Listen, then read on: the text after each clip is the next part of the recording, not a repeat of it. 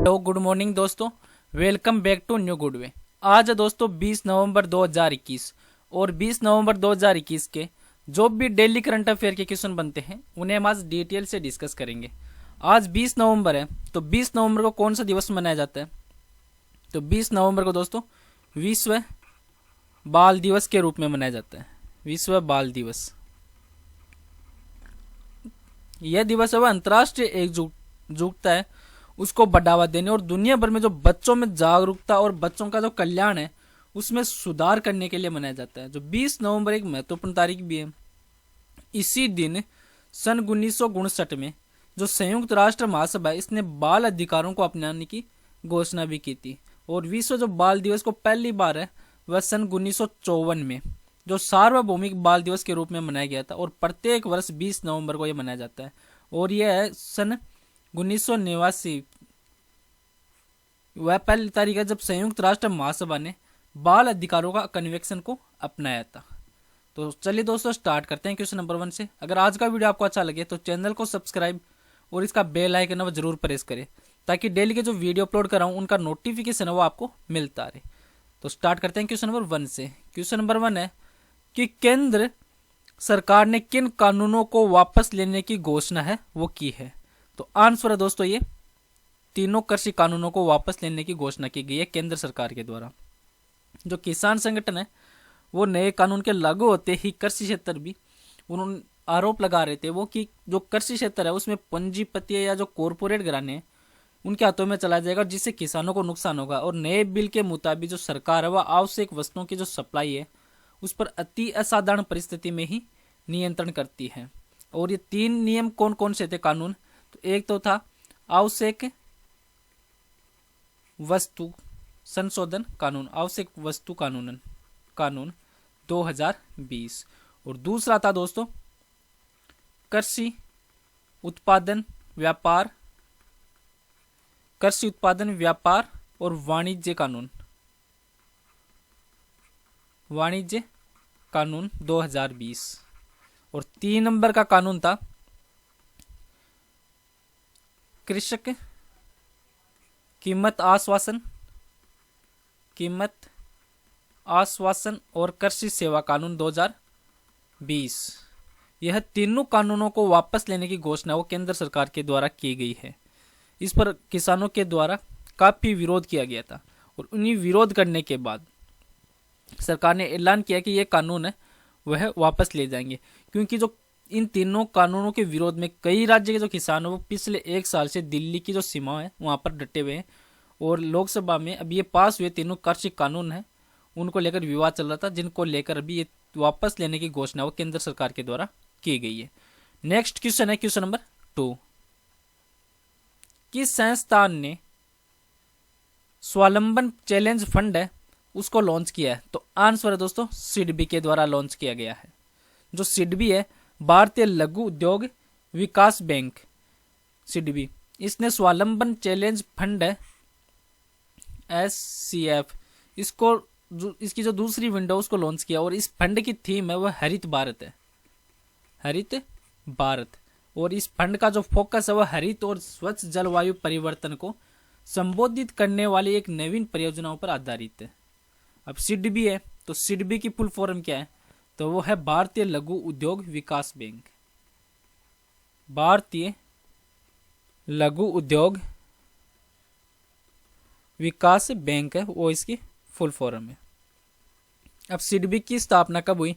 तो सिडबी की स्थापना हुई थी दोस्तों 2 अप्रैल 1990 को सिडबी की स्थापना हुई। और इसका हेडक्वार्टर कहाँ पे है? तो सिडबी का हेडक्वार्टर है लखनऊ उत्तर प्रदेश में। और प्रेजेंट टाइम इसके चेयरमैन कौन है? तो वो है एस रमन्ना इसके present time chairman. Next question है क्वेश्चन नंबर 3। ई श्रम पोर्टल के आंकड़ों के अनुसार किस जो व्यापार क्षेत्र ने एक अनौपचारिक श्रमिकों से अधिकतम पंजीकरण वो दर्ज किया है? तो आंसर है दोस्तों ये कृषि। जो ई श्रम पोर्टल है वो आधार से जुड़े हुए जो असंगठित श्रमिक है उनका देश का एक पहला केंद्रीकृत डेटाबेस है जिस पर व्यवसाय वार पंजीकरण डेटा वो दर्शाता है। और सबसे अधिक जो रजिस्ट्रेशन है वो कृषि क्षेत्र में देखा गया, और इसके बाद जो निर्माण हुआ था उसमें 12.2% और घरेलू कामगारों के लिए 8.71% का नंबर आता है। और इस डेटाबेस पे के आधार पर देखें तो 7.86 करोड़ से भी अधिक जो रजिस्ट्रेशन है वो 40.5% है, वो पिछड़ा वर्ग है। नेक्स्ट क्वेश्चन है क्वेश्चन नंबर 4। एक नया स्टेल्थ विमान है चेकमेट, वह किस देश के द्वारा विकसित किया जा रहा है? तो आंसर दोस्तों ये रूस के द्वारा। जो रूस ने 2 इंजन वाले Su-57 लड़ाकू विमान के बाद अपना दूसरा स्टेल्थ विमान चेकमेट फाइटर इसको विकसित कर रहा है। और इस नए स्टेल्थ विमान है Su-75 चेकमेट। इसको लाइट टेक्निकल एयरक्राफ्ट के नाम से भी जाना जाता है। और इस विमान को जो यूनाइटेड एयरक्राफ्ट कॉरपोरेशन के द्वारा विकसित किया गया, जो जिसमें चेकमेट 5वीं पीढ़ी का एक हल्का लड़ाकू विमान है, जो 2023 में अपनी पहली उड़ान है वो भरेगा। अब रूस है तो रूस के बारे में और पढ़ लेते हैं। रूस की राजधानी क्या है? तो रूस की राजधानी है दोस्तों मॉस्को। मॉस्को है वो रूस की राजधानी है। और रूस के प्रेजेंट टाइम राष्ट्रपति कौन है? तो वो है व्लादिमीर पुतिन। और प्रधानमंत्री कौन है रूस के? तो वह है दिमित्री मेदवेदेव। और रूस है तो रूस की मुद्रा क्या है? तो वह है रूबल। रूबल है वो देश की मौद्रिक मुद्रा है, RUB रूबल। नेक्स्ट क्वेश्चन है क्वेश्चन नंबर 5। किस देश ने 2023 तक वैश्विक स्तर पर 30,000 से भी अधिक जो प्रतिभाओं हैं उनको अध्ययन, काम करने और स्टार्टअप स्थापित करने के लिए आकर्षित करने के लिए एक अभियान है वो शुरू किया है? तो आंसर दोस्तों ये फिनलैंड है, उसके द्वारा ये शुरू किया गया है। जो फिनलैंड है इसने फ्यूचर मेड इन फिनलैंड इस अभियान को शुरू किया, जिसके तहत सन 2023 तक देश में अध्ययन और काम करने वाले और स्टार्टअप स्थापित करने के लिए भारत सहित जो वैश्विक स्तर पर 30,000 से भी अधिक जो कुशल प्रतिभाओं हैं उनको आकर्षित करने की एक योजना है वो बनाई गई है। अब फिनलैंड है तो फिनलैंड की राजधानी क्या है? फिनलैंड की राजधानी है हेलसिंकी। हेलसिंकी वो फिनलैंड की राजधानी है। और प्रेजेंट टाइम फिनलैंड के राष्ट्रपति कौन है? तो वह है साउली निस्तितो। और प्रधानमंत्री हैं सना मरीन। और फिनलैंड है तो फिनलैंड की मुद्रा क्या है? तो वह है यूरो। यूरो है वो फिनलैंड की मुद्रा है। नेक्स्ट क्वेश्चन है क्वेश्चन नंबर 6। मन्नू भंडारी जिसका हाल में निधन हुआ है वह किस क्षेत्र से जुड़ी हुई थी?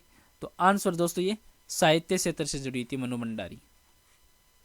जो हिंदी साहित्य की एक प्रसिद्ध लेखिका है मन्नू भंडारी, जिनका हाल में 90 वर्ष की उम्र में निधन हो गया है।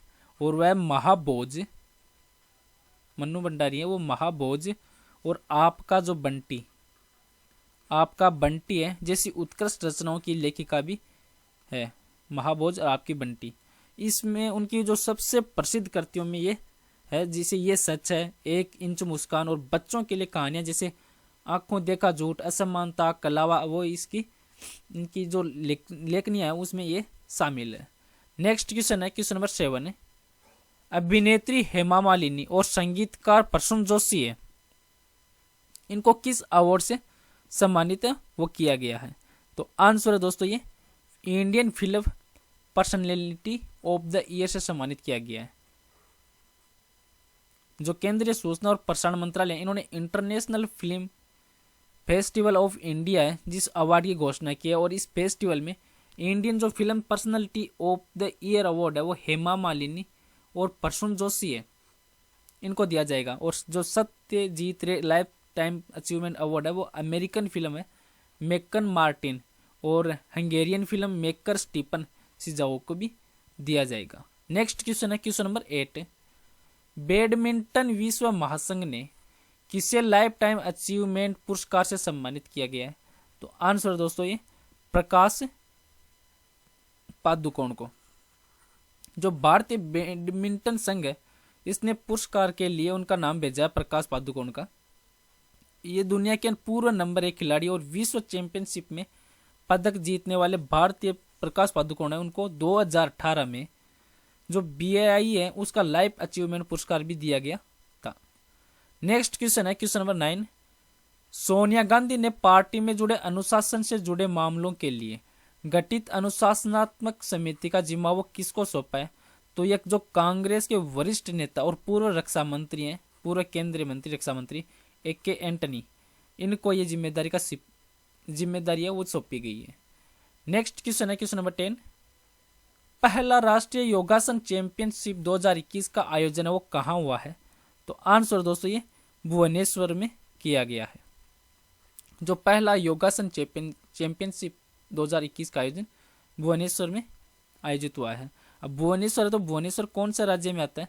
तो ये उड़ीसा राज्य में आता है।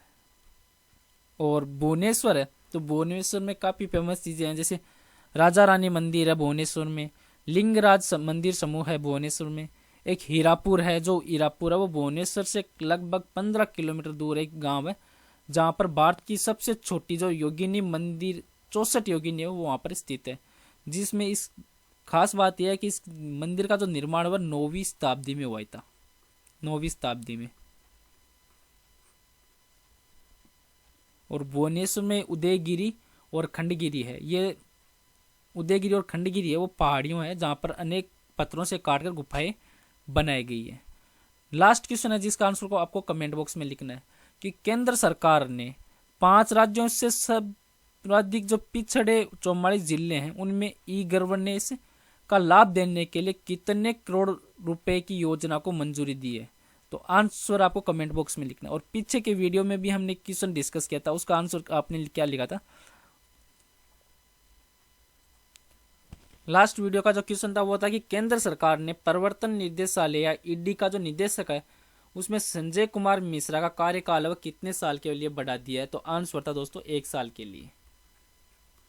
1 साल के लिए उनका कार्यकाल है वो बढ़ा दिया गया था। चलो दोस्तों आज का वीडियो यहीं पे समाप्त करता हूँ। वीडियो आपको अच्छा लगे तो चैनल को सब्सक्राइब और वीडियो को भी शेयर जरूर कर दिया करो। Thank you all of you.